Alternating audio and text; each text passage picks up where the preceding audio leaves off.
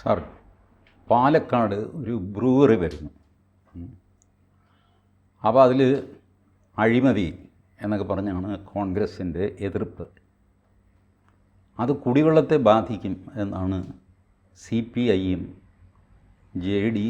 JDSOZയും ജനതാദളും ഒരുപാട് കഷ്ണമുള്ളതുകൊണ്ട് ഇവരുടെ ബ്രാക്കറ്റിലെ അക്ഷരം എനിക്കറിഞ്ഞുകൊണ്ട് JDS ആണെന്ന് ധരിക്കുന്നത്. അപ്പോൾ അവരും ഈ കുടിവെള്ളം മുട്ടും, അതുകൊണ്ട് ബ്രൂവറി പറ്റില്ല. BJP ഒരു ഔദ്യോഗിക പ്രതികരണം ഇതിൽ നടത്തിയതായിട്ട് ഒരു സീരിയസ് ആയ പ്രതികരണം വന്നിട്ടില്ല, വരാനിരിക്കുന്നേ ഉള്ളൂ. പാലക്കാട്ടിലെ BJP എതിരാണ് അതിന്. അങ്ങനെയാണ് ഞാൻ മനസ്സിലാക്കിയത്. കേരളത്തിൽ ലോക്കൽ എതിർപ്പ് ഏതുള്ളൂ, സംസ്ഥാന തലത്തിൽ ഒരു എതിർപ്പ്. അപ്പോൾ ആ ലോക്കൽ എതിർപ്പിൻ്റെയും കാരണം കുടിവെള്ളം മുട്ടും എന്നുള്ളതാണല്ലോ. അല്ലാതെ ഈ മദ്യനിരോധനം എന്നുള്ള ഒരു പ്രിൻസിപ്പിൾ വെച്ച് ബ്രൂവറി പാടില്ല എന്ന് വാദിക്കുന്ന ആരെങ്കിലും ഉണ്ടോ, ഏതെങ്കിലും രാഷ്ട്രീയ കക്ഷി? ഇല്ല. ഞാനതിൽ മനസ്സിലാക്കുന്നത് ആകെ എതിർപ്പ് പ്രകടമാക്കുന്നത് വേണ്ടത്ര വെള്ളമില്ല, മാത്രമല്ല ഭൂഗർഭജലം ഊറ്റും, അങ്ങനെയൊക്കെയുള്ള ഭീഷണികളാണ് ഒരു വശത്ത്. രണ്ടാമത്തെ ഒരു വിഷയം അവർ പറയുന്നത്, ഞാൻ മനസ്സിലാക്കുന്ന പാലക്കാട്ട് ഇത് വരുന്ന പഞ്ചായത്തിലെ പ്രസിഡൻറ്റ് പറഞ്ഞൊരു കാര്യം എന്താണെന്ന് വെച്ചാൽ, നേരത്തെയും അവിടെ ഒരു ഡിസ്റ്റിലറി ഉണ്ടായിരുന്നില്ല. ആ ഡിസ്റ്റിലറി എന്ന് പറയുന്നത് പ്രധാനമായിട്ട് ഉപയോഗിച്ചിരുന്നത് മൊളാസസാണ് ഉപയോഗിച്ചത്. മൊളാസസ് എന്ന് പറഞ്ഞാൽ പഞ്ചസാര നിർമ്മാണത്തിന് വേണ്ടിയിട്ട് കരിമ്പൊക്കെ ഉപയോഗിച്ചതിന് ശേഷം അതിൻ്റെ ചണ്ടിപിണ്ടി സാധനങ്ങളാണ് മൊളാസസ് എന്ന് പറയുന്നത്. അപ്പോൾ അത് ഉപയോഗിച്ച് ചാരായം വാറ്റിക്കഴിഞ്ഞാൽ ഇതിൻ്റെ അവശിഷ്ടം തന്നെയാണ് പുറത്തേക്ക് വരുന്നത്. അത് വലിയ ദുർഗന്ധമുള്ള മലിനീകരണം വരുത്തുന്ന ഒരു വസ്തുവാണ്. ഇത് വേണ്ടത്ര ഭംഗിയായിട്ട് ശാസ്ത്രീയമായിട്ടൊന്ന് സംസ്കരിക്കുന്നതിന് ഒരു ശ്രമവും ഈ ഫാക്ടറിയുടെ ഭാഗത്തുനിന്ന് ഉണ്ടാകാറില്ലായിരുന്നു. അപ്പോൾ അതവരുടെ ഒരു വലിയ പ്രശ്നമായിരുന്നു.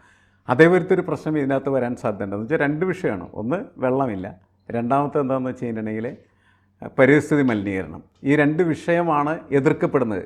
എതിർക്കുന്ന മുഴുവൻ ആളുകൾ മുന്നോട്ട് വെക്കുന്ന വിഷയം ഈ രണ്ട് വിഷയം മാത്രമാണ്. അതല്ലാതെ സാറ് സൂചിപ്പിച്ചതുപോലെ ഇത് തത്വാധിഷ്ഠിതമായിട്ട് മദ്യം നിർമ്മിക്കണോ അതേപോലെ വിൽപ്പന നടത്തണോ, ഇത്തരം കാര്യങ്ങളിൽ ഒരഭിപ്രായ വ്യത്യാസം കേരളത്തിൽ ആർക്കുമില്ല. മദ്യം ഉണ്ടാക്കണം, വിൽക്കണം, ഞാൻ അത് കുടിക്കണം. ഇതിൻ്റെ വലിയ ആശാനായിട്ട് നടന്ന ആൾ VM സുധീരനാണ്. സുധീരൻ്റെയും പ്രതികരണം ഞാൻ കണ്ടില്ല. പിന്നെ KCBCയുടെ ഒരു പ്രതികരണം ഉണ്ടായിരുന്നു എനിക്ക് തോന്നുന്നു. KCBCയുടെ ഒരു മധ്യവിരുദ്ധ സമിതിയുണ്ട്. KCBC ഫുള്ളല്ല, അതില്ല, അവരുടെ മധ്യവിരുദ്ധ സമിതി മാത്രം. ഒരു അനുബന്ധ സമിതി ഉണ്ടായി. കാരണം ആവശ്യം വരുമ്പോൾ ഇതിനെ എതിർക്കുക, ആവശ്യമില്ലാത്തപ്പം മിണ്ടാതിരിക്കുക, ഇങ്ങനെയൊക്കെ ചെയ്യാനാണ് ഈ സമിതികൾ ഫ്ലോട്ട് ചെയ്യുന്നത്. സമിതി ഉണ്ടാക്കിയിരിക്കുന്നത് അവരുടെ KCBC ഒരു പെർമനൻറ്റ് ബോഡിയാണ്. പെർമനൻറ്റ് ബോഡി ഒരു നിലപാടെടുത്തു കഴിഞ്ഞാൽ പിന്നെ അത് വിഴുങ്ങാനൊക്കെ പ്രയാസമാകും. അപ്പോൾ ഒരു ടെമ്പററി ബോഡി ഫ്ലോട്ട് ചെയ്യും ഇതിനകത്തെ കുറച്ച് പേരൊക്കെ ചേർന്നിട്ട്, മദ്യവിരുദ്ധ സമിതി എന്നൊക്കെ പറഞ്ഞിട്ട്. മദ്യവിരുദ്ധ സമിതി ഒരുപാട് കഷ്ടപ്പെട്ടു. ബട്ട് ഞാൻ ശ്രദ്ധിച്ചു, അൽമായരാരും തന്നെ മദ്യവിരുദ്ധ സമിതിയിലില്ല. മദ്യവിരുദ്ധ സമിതി ഉമ്മൻചാണ്ടിയുടെ കാലത്താണ് ഈ വലിയ ബഹളം നടന്നത്. ബാറുകൾ അടപ്പിക്കണം, തുറപ്പിക്കണം എന്നൊക്കെ പറഞ്ഞുകൊണ്ടുള്ള ബഹളം. അന്ന് KCBC മദ്യവിരുദ്ധ സമിതി റോഡിലിറങ്ങിക്കഴിഞ്ഞപ്പോൾ അച്ഛന്മാരും കന്യാസ്ത്രീമാരും മാത്രമേ ഉള്ളൂ. അൽമായരുടെ ഒരാൾ പോലുമില്ല അതിൻ്റെ കൂടെ ഉണ്ടായിരുന്നില്ല. അൽമായരുടെ സപ്പോർട്ട് ഇല്ല എന്ന് മദ്യവിരുദ്ധ സമിതിക്ക് മനസ്സിലായി. ചുരുക്കി പറഞ്ഞാൽ കത്തോലിക്ക സഭയിൽ കള്ളു കുടിക്കാത്ത അച്ഛന്മാരുടെ ഒരു ബഹളമായിട്ട് മാത്രം അത് മാറി. അപ്പോൾ കത്തോലിക്ക സഭയിൽ 65% അച്ഛന്മാർ കള്ളു കുടിക്കുന്നു എന്ന് പണ്ട് സുകുമാർ അഴീക്കോട് പ്രസംഗിച്ചു. അത് വൻ ബഹളം, പ്രതിഷേധം, അത് ഇതൊക്കെയായി. സുകുമാർ അഴീക്കോടിന് വളരെ ഇഷ്ടമാണ് ഈ കോൺട്രവേഴ്സി, തന്നെ ചൊല്ലിയൊരു കോൺട്രവേഴ്സി ഉണ്ടാവുക. അതാണ് പുള്ളിയുടെ ആഗ്രഹം. പുള്ളി ഓരോ പ്രസംഗത്തിലും ശ്രമിക്കും. ചിലതൊക്കെ ക്ലിക്ക് ചെയ്യും, ചിലതാരും ശ്രദ്ധിക്കാതെ പോകും. അതിൽ ശ്രദ്ധിക്കപ്പെട്ടൊരു സാധനമാണിത്. സുകുമാർ അഴീക്കോട് മാപ്പ് പറയണം. അതായത് സുകുമാർ അഴീക്കോട് പറഞ്ഞു, ഇത് നിങ്ങളുടെ ആൾക്കാർ തന്നെയാണ് എന്നോട് പറഞ്ഞത്. സുകുമാർ അഴീക്കോട് പറഞ്ഞു, നിങ്ങൾ എന്തുകൊണ്ടാണ് ബാറിനെതിരെ സമരം ചെയ്യുന്നത്, എന്തുകൊണ്ട് കള്ള് ഷാപ്പിനെതിരെ സമരം ചെയ്യുന്നില്ല, ഇങ്ങനെയൊക്കെയുള്ള ചോദ്യങ്ങൾ. അപ്പോൾ നിങ്ങൾ കള്ളു കുടിക്കുന്നു എന്ന് മാത്രമല്ല, നിങ്ങളുടെ കള്ളുകുടിയുടെ ഹാബിറ്റ് അതുപോലും പുറത്താകുന്ന രീതിയിലാണ്. പിന്നെ ആ വിവാദം എങ്ങനെ അവസാനിച്ചു എന്ന് എനിക്കറിയില്ല. ചുരുക്കി പറഞ്ഞാൽ ആത്മാർത്ഥമായിട്ട് മദ്യനിരോധനത്തിന് വേണ്ടി നിലകൊള്ളുന്ന ആരും തന്നെ ഇപ്പോൾ ഇല്ല. ഉള്ള കുറച്ച് പേര്, ഞാനിത് അന്വേഷിച്ചു കേട്ടോ, വെറുതെ പറയുന്നതല്ല, ആലപ്പുഴ ജില്ലാ കളക്ടറേറ്റിന് മുമ്പിൽ ഒരു പെർമനൻ്റ് സമരപ്പന്തലുണ്ട്. ആ മദ്യവർജന സമിതിയോ വിരോധ സമിതിയോ അങ്ങനെ എന്തോ പറഞ്ഞിട്ട് അവിടെ ഒരു 5-8 ആൾക്കാർ എപ്പോഴും ഉണ്ടാകും. കഴിഞ്ഞ മാസം അവിടെ VM സുധീരൻ പ്രസംഗിക്കാൻ വന്നപ്പോഴാണ് ഏറ്റവും വലിയ ജനക്കൂട്ടം, അത് 30 പേരോ മറ്റോ ആയിരുന്നു. അത് ഒരു വഴിപാട് പോലെ അങ്ങനെ ആലപ്പുഴയിൽ നടക്കുന്നു. നമ്മുടെ മുനമ്പത്ത് സമരപ്പന്തൽ എന്നൊക്കെ പറയുന്ന പോലെ ആലപ്പുഴയിലൊരു സ്ഥിരം പന്തൽ, ആരും മൈൻഡ് ചെയ്യാറില്ല. പിന്നെ ഇവർ അക്രമകാരികളൊന്നും അല്ലാത്തതുകൊണ്ട് പോലീസിനും തലവേദനയില്ല, വഴിയെ പോകുന്നവരെ ഉപദ്രവിക്കില്ല, ഒന്നും ചെയ്യില്ല, ഇങ്ങനെ പറഞ്ഞുകൊണ്ടിരിക്കും. ഇതാണ് കേരളത്തിൽ ഇപ്പോൾ മദ്യവിരുദ്ധത്തിൻ്റെ സ്ഥിതി. അപ്പോൾ ഞാൻ ഇത് ബ്രൂവറി നോക്കിക്കഴിഞ്ഞപ്പോൾ ഇൻ പ്രിൻസിപ്പിൾ ബ്രൂവറി എതിർക്കുന്ന ആരുമില്ല. ഇല്ല. അല്ലെ, കഴിഞ്ഞ ദിവസം തുഷാർ വെള്ളാപ്പള്ളിയാണ് പറഞ്ഞത്, അത് നിങ്ങൾ പാലക്കാട് തുടങ്ങണ്ട, ഈ ചേർത്തലയിൽ ഞങ്ങൾ സൗകര്യം ചെയ്തു തരാം, ഇഷ്ടംപോലെ വെള്ളമൊക്കെ ഉണ്ട്. സാർ, ചേർത്തലയിൽ യുണൈറ്റഡ് ബ്രൂവറീസ് നമ്മളുടെ വിജയ് മല്യ, അയാളുടെ ഒരു ബ്രൂവറി വാരനാട് ഡിസ്റ്റിലറീസ് ചേർത്തല ടൗണിൽ നിന്ന് കഷ്ടിച്ചൊരു 2-3 കിലോമീറ്ററേ ഉള്ളൂ ഉള്ളിലേക്ക് മാറിയിട്ട് കായലിൻ്റെ അടുത്തായിട്ട് വാരനാട് ഭാഗത്താണ് ആ ഡിസ്റ്റിലറി. അത് പൂട്ടിപ്പോയി എന്തോ കാരണങ്ങളാൽ.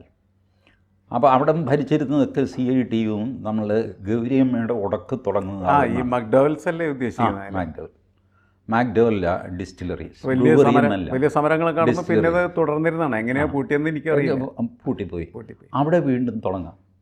അവിടെ ഈ ഭൂഗർഭജലത്തിൻ്റെ പ്രശ്നമില്ല, തൊട്ടടുത്ത് വേമ്പനാട്ട് കായലാണ് കിടക്കുന്നത്. അതുകൊണ്ട് അല്ല, അതിന് ഈ പറഞ്ഞ പോലെ വേനൽക്കാലത്ത് ഇച്ചിരി ഉപ്പ് രസം വരും. അതൊക്കെ അവരെങ്ങനെ മാനേജ് ചെയ്തുകൊണ്ടിരുന്നു എന്ന് എനിക്കറിയില്ല. മാത്രമല്ല, ഇപ്പോൾ ഈ കുടിക്കുന്ന ഈ ദ്രാവകത്തിൽ ഇച്ചിരി ഉപ്പുവെള്ളം കലർന്നാൽ നല്ല വെള്ളം ഉപ്പ് രസം ഉണ്ടെന്ന്. അല്ലെ, ഉപ്പുള്ളവർക്ക് നല്ല വെള്ളമാക്കി മാറ്റാം. നമ്മളുടെ ഈ എന്താണ് ഒരു പ്രോസസ്സ് ഉണ്ടല്ലോ ശരിക്കും. ഇപ്പോൾ ഗൾഫിലൊക്കെ ഉപ്പുവെള്ളമാണല്ലോ മുഴുവൻ നല്ല വെള്ളമാക്കി മാറ്റുന്നത്. അല്ല, അതിന് ഇത്തിരി പൈസ കൂടുതൽ ചിലവ് വരും. അറിയാമല്ലോ, ഉപ്പുവെള്ളം കടലിൽ നിന്ന് കായലിലേക്ക് തള്ളി വരുമ്പോൾ ആദ്യം കായൽ വെള്ളത്തിനൊരു ചെറിയൊരു പുളിയാണ്, പിന്നെയാണ് അത് ഉപ്പായിട്ട് മാറുന്നത്. അതൊരു ഈ പറഞ്ഞ പോലെ ഒരു 2.5-3 മാസം നിൽക്കും. കുംഭമീന മാസം കഴിഞ്ഞ് മഴയൊക്കെ പെയ്ത് കഴിയുമ്പോഴത്തേക്ക് വെള്ളം നല്ലതാണ്. ഇത്രയേ ഉള്ളൂ. ആ ഒരു ചെറിയ പീരീഡിലേക്കുള്ള അഡ്ജസ്റ്റ്മെൻറ്റ് മതി. അതുപോലും ഇപ്പോൾ ഈ ഉപ്പുവെള്ളം ചാരായത്തിനകത്ത് കലർന്നു എന്ന് വെച്ചു, ചാരായത്തിൻ്റെ ടേസ്റ്റൊന്നും മാറാൻ പോകുന്നില്ല. ഈ കുടിക്കുന്ന ആളിനെ സമയത്തോളം ആദ്യം കുടിക്കുമ്പോൾ ചിലപ്പോൾ ഇതിനകത്ത് ഉപ്പ് രസമുണ്ടല്ലോ എന്ന് തോന്നുന്നു എന്നുള്ളത്. പിന്നെ ഇവനറിയാമല്ലേ, ഇവനെന്തൊഴിച്ച് കുടിക്കും. അങ്ങനെയുള്ള സ്ഥിതിയിൽ ഇത് അത്ര വലിയ വിഷമൊന്നും അല്ല, അത് ചെറിയൊരു ഉപ്പ് രസം അത്രേ ഉള്ളൂ. അപ്പോൾ പാലക്കാട്ടുകാർക്കും പ്രശ്നമില്ല, കേരളത്തിന് മൊത്തം പ്രശ്നമില്ല. സ്ഥലം ഏറ്റെടുക്കേണ്ട, ഒന്നും ചെയ്യേണ്ട. അവിടെയുള്ള ഡിസ്റ്റിലറി ആ പൊടിയൊക്കെ തട്ടി റെഡിയാക്കിയിട്ട് പുതിയ ആധുനിക യന്ത്രങ്ങൾ അതൊക്കെ വേണമല്ലോ, ഇത് കൊണ്ടുവന്ന് സ്ഥാപിച്ചിട്ട് അങ്ങ് തുടങ്ങിയാൽ മതി, കേസ് തീരും. ഒരുപക്ഷെ അങ്ങോട്ടായിരിക്കും ഇത് പോകുന്നതെന്ന് എനിക്ക് തോന്നുന്നു. അല്ലെങ്കിൽ ഈ വലിയ ഇപ്പം ഈ ചെയ്ത ധൃതി ഉണ്ടല്ലോ, ടെൻഡറില്ല, ഒന്നുമില്ല, പെട്ടെന്ന് മന്ത്രിസഭയിൽ ഈ തീരുമാനം വരുന്നു, മന്ത്രിസഭ അംഗീകരിക്കുന്നു, ഇങ്ങനൊരു കാര്യം ചെയ്യണമെങ്കിൽ ഇത് കോൺട്രവേഴ്സി ആകും എന്ന് MP രാജേഷിനും അറിയാം, പിണറായി വിജയനും അറിയാം. അവർ കുറേ കാലമായാലും രാഷ്ട്രീയം കൊണ്ട് നടക്കുന്നു, അവർക്കറിയാം ഇത് അലമ്പാകുമെന്ന്. അപ്പോൾ അങ്ങനെ ഉള്ളപ്പോൾ അലമ്പാകാൻ സാധ്യതയുള്ളത് ഒരു ഇടിത്തി പോലെ അങ്ങോട്ട്. അപ്പോൾ എല്ലാവരും കൂടെ അതിനെ തടുക്കാനായിട്ടുള്ളൂ. എന്നാൽ പിന്നെ ശരി, ഞങ്ങൾ വെച്ച കാലം പുറകോട്ടെടുക്കുകയാണ് ഇവിടെ. അപ്പോൾ എല്ലാവരും പറയാൻ ശരി ആയി. അതിൻ്റെ ഭാഗമായിട്ടായിരിക്കും തുഷാറിൻ്റെ പ്രസ്താവന അല്ലേ? അതെ, കാരണം ഇവരെല്ലാവരും കൂടി ഒരു സംഘമാണല്ലോ. അതെ, മൊത്തം ഇവരെല്ലാവരും കൂടി ഒരുപോലെ എല്ലാ കാര്യങ്ങളിലും ഇടപെടുന്നു. എല്ലാവരും പറയുന്ന ഇപ്പോൾ ശരിയാണ്, അവിടെ ഒരു ഇഷ്യൂ വരുന്നു. എരുമ വാഗണിൽ കയറ്റുന്ന സാർ കണ്ടിട്ടുണ്ട്, റെയിൽവേ വാഗണിൽ. എരുമ നമ്മൾ നേരെ വലിച്ചു കഴിഞ്ഞാൽ വരില്ല, മുൻകാല് വെച്ച് അതിങ്ങനെ തടയും. ഇവരെന്ത് ചെയ്യുമെന്ന് വെച്ചാൽ വാഗണിൽ തിരിച്ചു നിർത്തി ഇതിനെ പ്ലാറ്റ്ഫോമിൽ, എന്നിട്ട് പ്ലാറ്റ്ഫോമിലേക്ക് വലിക്കും. ഇവൻ പുറകോട്ട് ബലം പിടിക്കും, വിട്ടുകൊടുക്കും, അകത്തേക്ക് കയറും. ഈ പരിപാടിയാണ് പാലക്കാട് എന്ന് പറഞ്ഞ് ഇങ്ങനെ വലിക്കുക. അപ്പോൾ എല്ലാവരും കൂടെ ബലം പിടിക്കും, വിട്ടുകൊടുക്കുക, ചേർത്തല ആയിട്ട് മാറും. ഇതാണ് സംഭവിക്കാൻ പോകുന്നത്. ഫോർമുല അതാണെന്നാണ് എനിക്ക് ബേസിക്കായിട്ട്. നമ്മൾ ഇത്തരം ഇഷ്യൂസ് ഉണ്ടാകുന്ന സമയത്ത് ഇൻ പ്രിൻസിപ്പിൾ നിങ്ങൾ എന്ത് നിലപാടെടുക്കുന്നു എന്ന് പറയുന്ന ഒരു ക്വസ്റ്റ്യൻ അതൊരിക്കലും വരുന്നില്ല. മദ്യം നിർമ്മിക്കണോ, മദ്യ കച്ചവടം നടത്തണോ എന്നുള്ള കാര്യത്തിൽ ചോദ്യങ്ങൾ ഉയർന്നാൽ എല്ലാവരും പറയുന്നത് നിർമ്മിക്കണം, കച്ചവടം ചെയ്യണം, കാശുണ്ടാക്കണം, സർക്കാരിനെ നിലനിർത്തണം, കുടിയന്മാരെ ആശ്വസിപ്പിക്കണം എന്നൊക്കെ പറയുള്ളൂ. അതാണ് പ്രശ്നം. ബാക്കിയുള്ളത് മുഴുവനും ഇവരുടെ പൊളിറ്റിക്കലായിട്ടുള്ള അങ്ങോട്ടും ഇങ്ങോട്ടുള്ള കൊമ്പാറ്റുകൾ മാത്രമാണ്. അതിനകത്ത് സംഭവിക്കുന്നില്ലെന്ന് എനിക്ക് തോന്നുന്നു. ഭയപ്പെടുന്ന ഒരു സീൻ എന്താണെന്ന് വെച്ചാൽ, ഇപ്പോൾ കേരളത്തിൽ മദ്യത്തിന് 600% വരെ ടാക്സ് ഉണ്ടെന്നാണ് പറഞ്ഞു കേൾക്കുന്നത്. പത്രത്തിലൊക്കെ വന്നിരുന്നു. 600% ടാക്സ്. അപ്പോൾ ഈ സാധനം കോടതിയിൽ ചലഞ്ച് ചെയ്യാവുന്നതാണ്. GST കൗൺസിൽ രൂപീകരിച്ചപ്പോൾ ഇവർ സമർത്ഥമായിട്ട്, അതൊക്കെയാണ് ഈ ഭരണകൂടത്തിൻ്റെ കളി. സ്റ്റേറ്റ് എന്ന് പറയുന്നൊരു സാധനം, അവിടെ നരേന്ദ്രമോദി, പിണറായി വിജയൻ, സ്റ്റാലിൻ, മമതാ ബാനർജി ഒക്കെ ഒറ്റക്കെട്ടാണ് ഇക്കാര്യത്തിൽ. വെച്ചാൽ ഭരിക്കാൻ കാശ് വേണം, കാശില്ലാതെ പറ്റില്ല.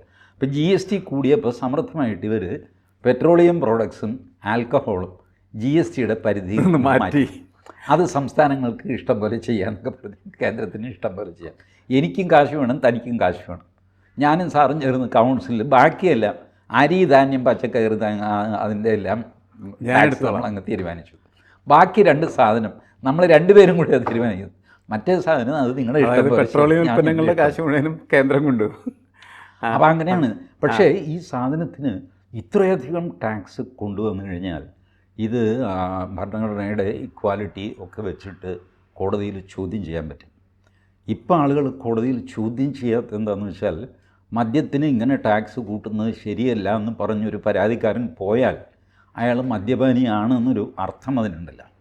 കോടതി ആ അർത്ഥം കൊടുക്കില്ലായിരിക്കും. കോടതി ചിലപ്പോൾ തമാശയ്ക്ക് ചോദിക്കും, നിങ്ങൾ പതിവായിട്ട് മദ്യപിക്കുന്ന ആളാണോ എന്ന് ചിലപ്പോൾ തമാശയ്ക്ക് ചോദിക്കും.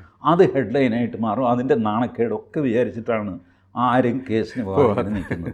ബട്ട് ഒരു ലിമിറ്റ് കഴിയുമ്പോൾ ഏതെങ്കിലും ഒരുത്തിന് ഇതിന് തുനിഞ്ഞിറങ്ങും. നാണക്കേടെങ്കിൽ നാണക്കേട്, ഞാനിത് ചോദ്യം ചെയ്യാൻ പോവുകയാണ്.